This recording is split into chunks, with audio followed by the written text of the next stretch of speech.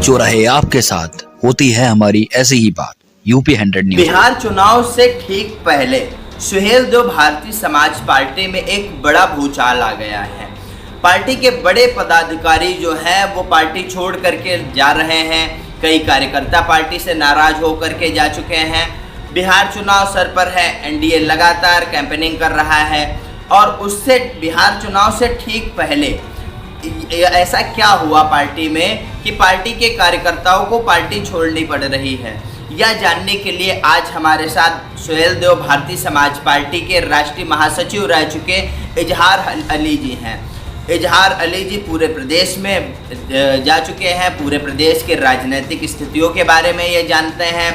पूरे प्रदेश में इन्होंने हर चुनाव में जा कर के लगभग कार्यकर्ताओं से मिले हैं और लगातार पार्टी का प्रचार प्रसार किया है। अब आखिर ऐसा क्या कारण हुआ कि उन्होंने पार्टी छोड़ी है, या जानने के लिए आज हमारे साथ इजहार जी हैं। इजहार जी, सबसे पहले आपका स्वागत है हमारे चैनल पर। तो क्या कारण रहा कि आपने पार्टी छोड़ी? देखिए, पार्टी जब कोई छोड़ता है, कोई पुराना नेता, जैसे तमाम नेता ऐसे होते हैं कि एक व्यापार बना लेते हैं कि आज इधर रुके तो 3 महीने बाद वहाँ, भी 6 महीने बाद वहाँ। लेकिन अगर कोई पुराना नेता पार्टी जब कोई छोड़ता है, नेता क्या चाहे कार्यकर्ता हो, तो वो खुशी से नहीं छोड़ता है। बहुत सी चीज़ें उसके पीछे होती हैं। अब बहुत सी चीज़ें अगर डिटेल में जाएंगे तो बहुत समय लग जाएगा। लेकिन मैं इतना जानता हूँ, जो पहले वाली पार्टी थी वो अब ये पार्टी नहीं रही है जो पहले थी। पहले लोगों का सम्मान था, लोगों की सुनी जाती थी। अब जब से मंत्री बने हैं, मंत्री बनने के बाद हमको लगता है कि मिशन पूरा हो गया, कि जो उनका मिशन था वो बस जल्दी अपना जल्दी में है कि बस समेटो और भागो।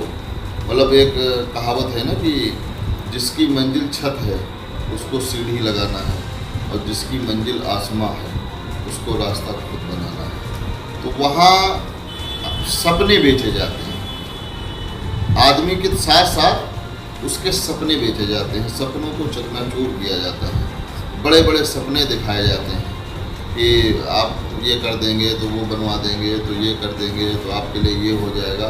सपने बेच के अपने परिवार का पालन पोषण करते हैं।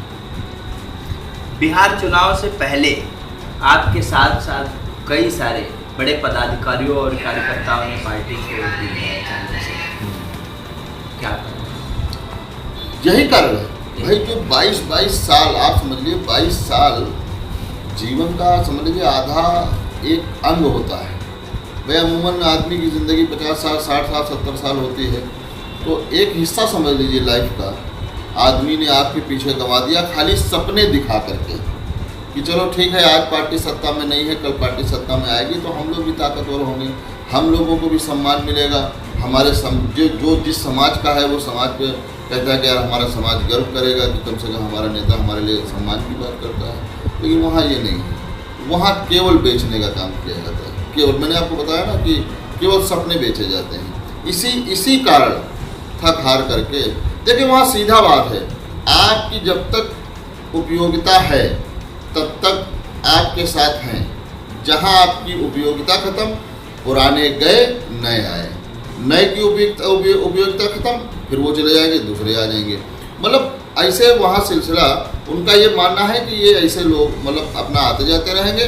और वो ट्रेन है, वो खुद बताते हैं कि ट्रेन है, यहाँ तो लोग उतरते और चढ़ते हैं, और ट्रेनवा में तो वो इंजनों तो लगा हो, इंजनों में भी धुआं देते, धुआं फिर कभी कभी सफ़ेद और कालो देते।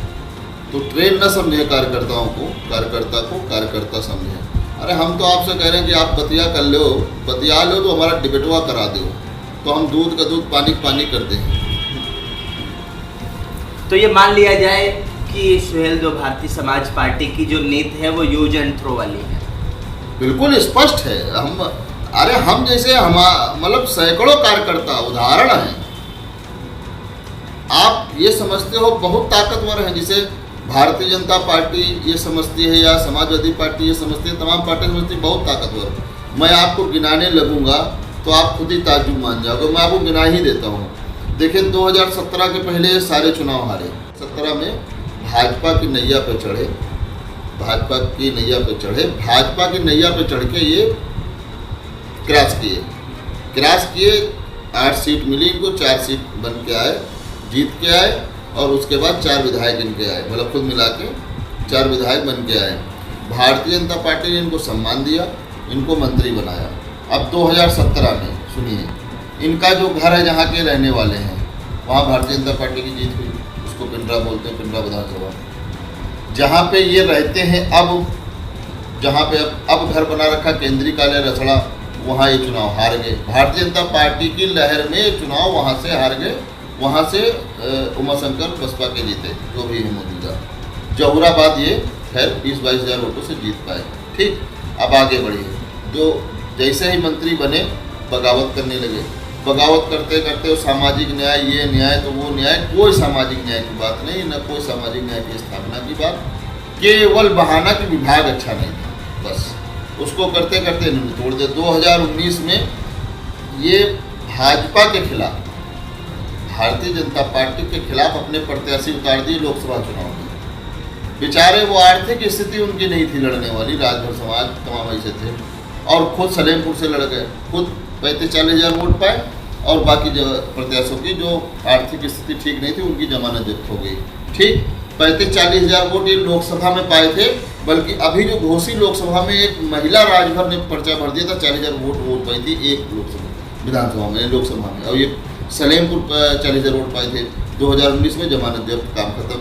फिर 2022 आया समाजवादी पार्टी के साथ, 2022 में पिंडरा विधानसभा, मैं इनकी 3 विधानसभा जहाँ के रहने वाले बाकी छोड़ दो, इनकी 3 विधानसभा पिंडरा, वहाँ ये थे समाजवादी पार्टी के साथ लड़ रहे थे, वहाँ जीती भाजपा के अवधेश सिंह, फिर जीते वो। जहाँ पे घर, जहाँ का केंद्रीय कार्यालय है रसड़ा, वहाँ उमाशंकर सिंह जीते। जहुराबाद ये साइकिल के साथ, सपा के साथ मिलकर के ये अच्छे वोटों से, मतलब 51 हज़ार वोटों से जीते। उसके बाद छोड़ दीजिए 24 आ जाइए, 24 में घोसी ये हारे अपने, मतलब पूरे पूर्वांचल की सबसे बड़ी हार, मतलब ये हारे। उसके बाद बहुत से जितनी भी सीटें अगल बगल की थी सब हारे, 1,81,000 से ये हारे, मतलब पूर्वांचल की सबसे बड़ी हार, लंबा अंतर। हाँ, और जहाँ इनका घर है बनारस, वो लगती है लोकसभा मछली शहर, पिंडरा विधानसभा मछली लोकसभा शहर में आती है, वहाँ प्रिया सरोज जीती इनकी विधानसभा। जहुराबाद जहाँ से विधायक हैं वहाँ से सपा जीती। आप कौन से ताकतवर नेता हो, हमें कितना चुनाव हारोगे यार, कुछ लगातार चुनाव हारते आ रहे हो। अब भाजपा समझते हैं या अन्य दल समझते हैं बहुत ताकतवर है। अरे आप चुनाव लड़के देख लो ना, हर चुनाव में इनका एक अलग बयान आता है। पिछले चुनाव में कभी ये सपा के साथ जाते हैं तो कहते हैं भाजपा के साथ नहीं जाएंगे, कभी भाजपा के साथ आते हैं तो अखिलेश जी को खरी खोटी सुनाने लगते हैं। वास्तव में ये क्या है?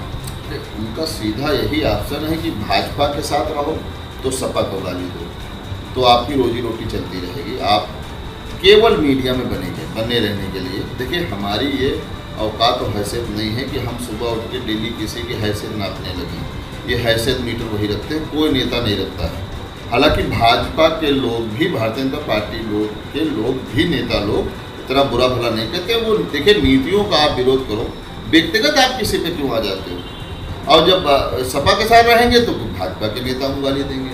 जब ये जिसको ज़्यादा गाली देने लगे और जिसका ज़्यादा विरोध करने लगे, आप ये समझ जाना ये अब उसके साथ जाने वाले हैं। ये मैं आपको इंडिकेशन बता रहा हूँ। मतलब ये विरोध गाली देके कितना दिया, भाजपा के साथ आ गए। भाजपा में बोलते जो है वो लोडर है। अरे तो यहाँ तो लोडर नहीं, तुम लीडर नहीं, लेबर वाला काम अपने नेताओं को दिखा रहे हैं। आपके नेता तो लेबर वाला काम कर रहे हैं, आप तो लोडर ही बताते थे। तो जिसको जब ये ज़्यादा गरियाने लगे, ज़्यादा फरियाने लगे, तो समझ जाओ कि नेता अब खिसकने वाला है। क्योंकि जब गाली ज़्यादा दोगे तो फिर नेता क्या करेगा? तो बस ये समझ लो कि अब ये बस खिसकने वाले हैं। अभी तो भारतीय जनता पार्टी को समझना है कि उसको क्या करना है।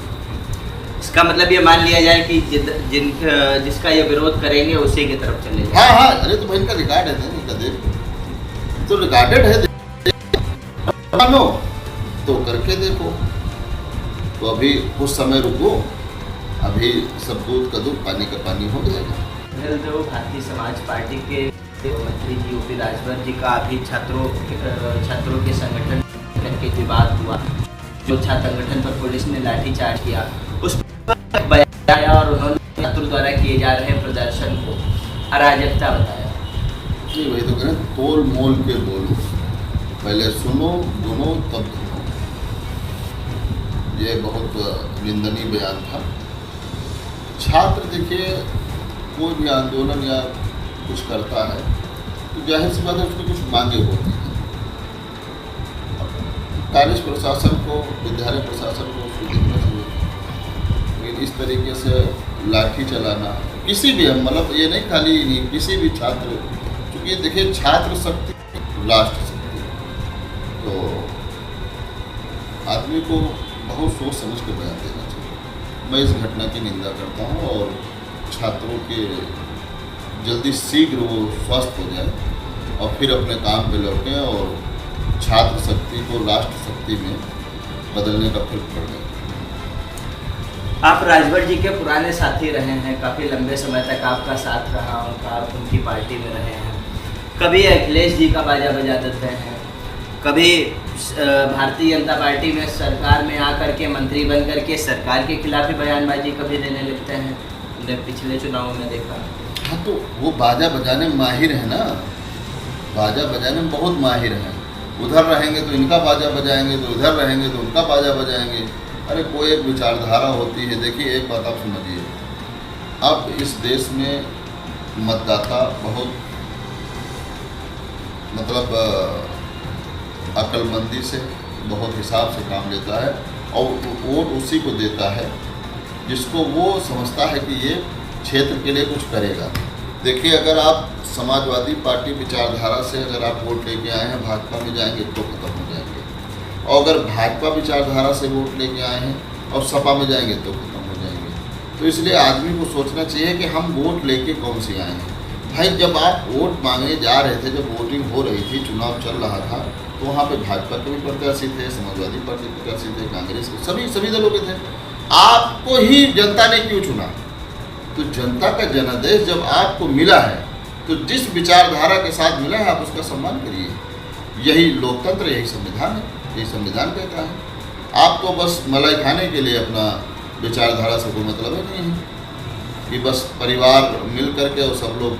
अरे आप कार्यकर्ताओं को परेशान करने से आपको क्या मिलेगा? भाई कार्यकर्ताओं के आप काम नहीं करोगे, नेताओं की बेइज्जत करोगे, उनके काम नहीं करोगे तो कैसे काम चलेगा? भाई जो भीड़ है, जो आपके साथ चल रहा है आदमी 24 घंटे, वो आपका नहीं है, वो आपकी खबरें लीक करता है, बताता है। तो आप ऐसा क्यों कर रहे हो? आप अपने, मुझे कोई इंटरेस्ट नहीं है कि मैं उनके कार्यकर्ता को या नेता को, मुझे अब मैं आपको बताऊं जिस दिन से मैं इस्तीफा दिया हूँ, इतना मेरे पास फ़ोन आया है कि साहब मैं भी इस्तीफा, हमने मना किया, हमने कहा नहीं। आप लोग जहाँ हो वहाँ रहो, जब आपके साथ कोई बात हो तो आप अपना निर्णय लेना। लेकिन मेरी ये आदत नहीं है कि मैं दूसरे की ताकत को अपनी ताकत बता दूँ, ये उनके में है। मुझे अपने पर भरोसा है, मेरे में मनोबल है। मैं दशरथ मांझी जी जब चट्टान चीर के रास्ता बना सकते हैं तो फिर उनसे मैं उनको अपना आदर्श मानता हूँ। मैं भी अपना रास्ता जब लेके चला हूँ तो फिर लोग जुड़ रहे हैं और जुड़ेंगे और रास्ता बनेगा। और हम तो लोगों को आगे लेके चल रहे हैं, हम पीछे से चल रहे हैं कि चल आप आगे चलिए और हम पीछे चलते हैं और रास्ता प्रशस्त होगा। जनता के आशीर्वाद से, लोगों की दुआओं से रास्ता प्रशस्त होगा। आपके साथ में और कितने लोगों ने इस्तीफा दिया? बहुत से लोगों ने, तो आपने सोशल मीडिया पे देखा होगा, लिस्ट है, लिस्ट मीडिया पे भी चल रही है। बहुत से लोगों ने, हम लोगों ने वहाँ पार्टी गठित की है पटना में। हम 3 प्रदेशों में हम मजबूती से काम करेंगे, बिहार, उत्तर प्रदेश और महाराष्ट्र, 3 जगह हम लोग बहुत मजबूती से काम करेंगे। और अति पिछड़ा समाज में ऐसा नहीं है, राजभर, रजवार, राजवंशी, राजभर मंडल तो है ही है। हमारे मुस्लिम समाज में भी जैसे धोबी है, धानुक है, हाशमी है, दर्जी है, साई है, फकीर है, टपाली है, तमाम जातियाँ जो वंचित हैं, जो राजनीतिक, शैक्षणिक, आर्थिक व्यवस्था से वो वंचित हैं, उनको भी निकाल कर समाज में उनको हिस्सेदारी, भागीदारी और राजनीतिक भागीदारी, हिस्सेदारी दिलाने के लिए हम लोग रात दिन कटिबद्ध हैं और करेंगे और कर रहे हैं। बस थोड़ा सा जो है, मैं आपके माध्यम से जनता से भी कहूँगा, थोड़ा सा साथ दो और फिर देखो। आपने ये पार्टी छोड़ने के बाद में, राजभर जी का साथ छोड़ने के बाद अपनी खुद की नई पार्टी बनाई है, क्या नाम है पार्टी का, और पार्टी का प्रचार प्रसार करने में शुरुआती क्या किन चैलेंजों का सामना करना पड़ेगा? नहीं देखिए, जब पार्टी का नाम तो सुहेल देव भारतीय जन सेवा दल है। जाहिर सी बात है, जब आप मैदान में उतरते हैं एक योद्धा के तरीके से, तो बहुत चीज़ों का सामना भी करना पड़ेगा।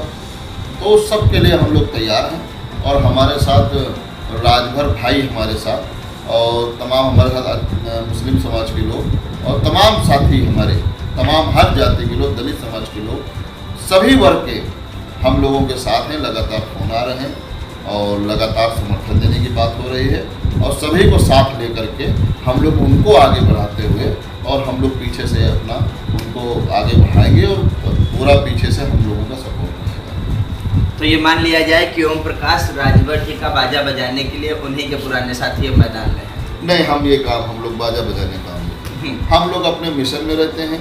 24 घंटा सुत गए तो फिर अपना मिशन बंद, और उठ गए तो फिर मिशन चालू। हम लोग किसी का बाजा नहीं बजाते हैं।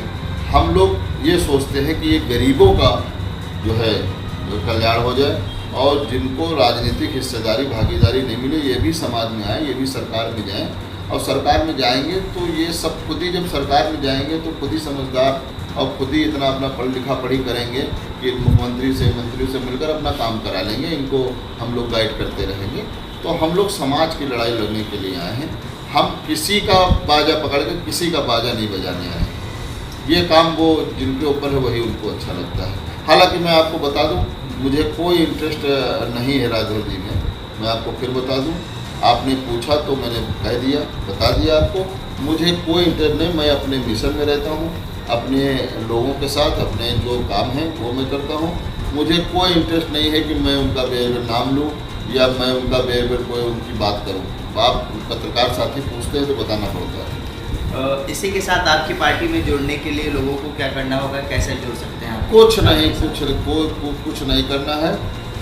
10 रुपये की एक रसीद कटानी है और पार्टी का सदस्य बन जाना है। कोई हमारे वहाँ ये नहीं कि 15,000, 25,000, 50,000, कुछ नहीं। 10 रुपये की आप रसीद कटाओ, 10 रुपये की आप सदस्यता रसीद होगी, वो आपकी लिखा पढ़ी होगी, कंप्यूटर में दर्ज होगा, और आप पार्टी के सदस्य बन जाओ और पार्टी के लिए काम करो। और जो लड़ाई, जो आंदोलन हम लोग लेके चले हैं, इस आंदोलन में आप सहभागी बनो।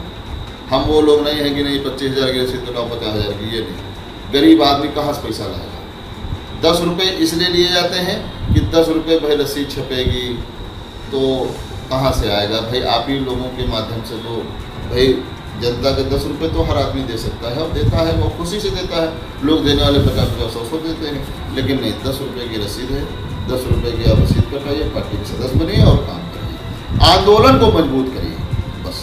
क्या विचार है पार्टी का? पार्टी की विचारधारा क्या है? नहीं, पार्टी की विचारधारा है कमाई, दवाई और सिंचाई, कमाई, दवाई, सिंचाई और पढ़ाई। इसी विचारधारा के साथ जो गरीबों, जो एक जीवन जीने के लिए जो एक आम आदमी की जो डिमांड होती है, जो उसकी ज़रूरियात, जो बुनियादी ज़रूरतें हैं, ये इसी के साथ पार्टी को आगे बढ़ाना है। किस प्रकार से सहयोग मिल रहा है? नहीं, सहयोग मिल रहा है, बहुत सहयोग मिल रहा है। लोग बहुत फ़ोन करके सहयोग दे रहे हैं, बधाई दे रहे हैं और कहते हैं आप कार्यक्रम करिए, हम लोग सब लोग आएंगे।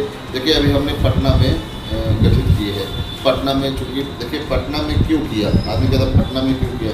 पटना क्रांतिकारियों की धरती है, आज़ादी की लड़ाई भी वहीं से शुरू हुई। अगला हमारा सवाल भी यही था कि आखिर आपने केंद्र पटना ही क्यों बनाया? हाँ, नहीं, मैं उसका इससे पहले मैं आपको बता दूं, पटना में गांधी जी ने आज़ादी की लड़ाई लड़ी। वहाँ देखिए, कर्पूरी ठाकुर साहब मुख्यमंत्री रहे बेचारे। जब वो इस दुनिया से जब वो निधन हुआ तो उनके पास एक जोड़ी कपड़ा था, तो बहुत सीख वहाँ मिली और पटना में चुनाव भी। तो हम लोग इसी चुनाव में ये लोगों को साबित कर देंगे कि देखिए, अगर आप ईमानदारी से काम करेंगे जनता के लिए, तो जनता आपके साथ कैसे खड़ी होगी, और हमारे लोगों को, नेताओं को, कार्यकर्ताओं को सम्मान दिलाने की हम लोग लड़ाई लड़ रहे हैं। बिहार में चुनाव है, इस चुनाव में आपकी पार्टी लड़ेगी चुनाव? बिल्कुल गठबंधन होगा, गठबंधन होगा। और 2 ही ब्लॉक हैं, इंडिया ब्लॉक या इंडिया ब्लॉक, तो गठबंधन से ही चुनाव लड़ेंगे।